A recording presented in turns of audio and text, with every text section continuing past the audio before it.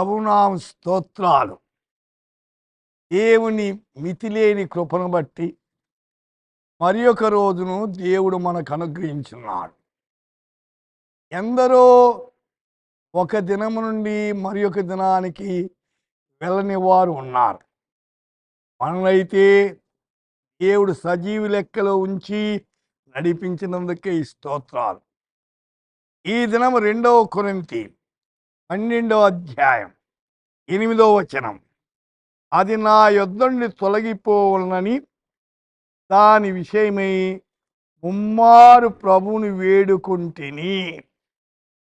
3 times I prayed to the Lord about this and asked him to take it away.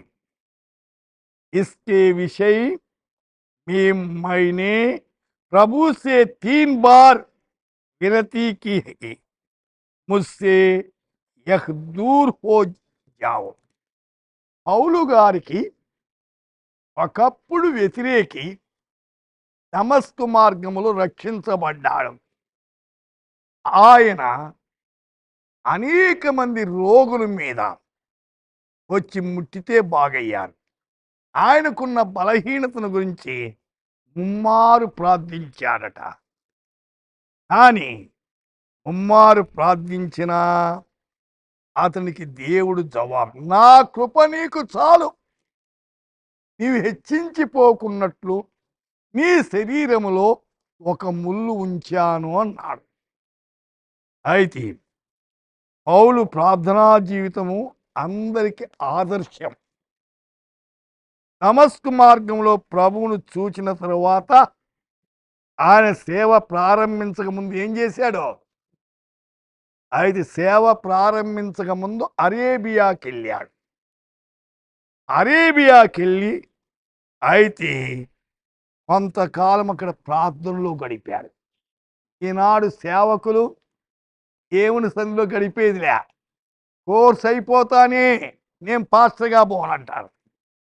అయితే పౌలు గారు సేవకు రాకముందు అరేబియాకి వెళ్ళి అనేక దినాలు ప్రార్థించాడు.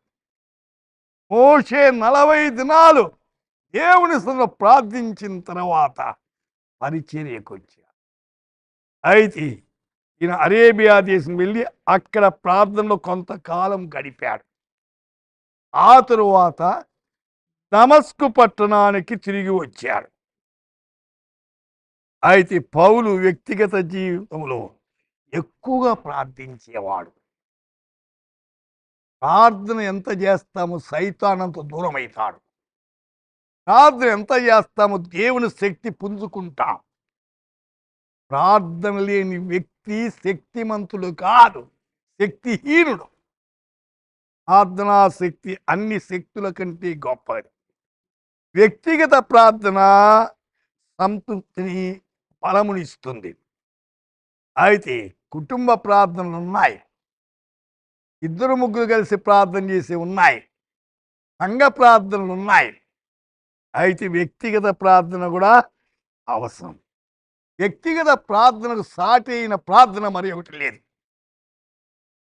అయితే స్తుతి చేయుట యథార్థవంతులకు శోభస్కరం. పౌలు విరామము లేకుండా ప్రార్థించుండెను, రాత్రింబగలు ప్రార్థన చేయుచుండెను. ఈ రోజుల్లో ప్రార్థన తక్కువ, సేవ ఎక్కువ, ఫలితము తక్కువైపోయింది. అయితే ఎంతగా ప్రార్థిస్తామో అంతగా శక్తి పుంజుకుంటాం. నాటి సోదరి, సోదరుడా, నీ జీవితములో ప్రార్థనా శక్తిని పుంజుకో. ప్రార్థన లేని జీవితం వద్దు. ఏకాంత ప్రార్థన, వ్యక్తిగతంగా ప్రార్థించేది నేర్చుకో. అది గంటల కొద్దీ ప్రార్థించవచ్చు. కాబట్టి ప్రార్థనా జీవితం జీవించి దేవుని నామాన్ని మహిమపరుద్దాం. ప్రార్థన చేసిన పరిశుద్ధుడా, వింటున్న శ్రోతలంతా ప్రార్థనాపరులుగా జీవించేదానికి కృప దయచేయండి. మీ రెక్కల చాటున భద్రపరచమని యేసు నామమున ప్రార్థిస్తున్నాము తండ్రి. ఆమేన్.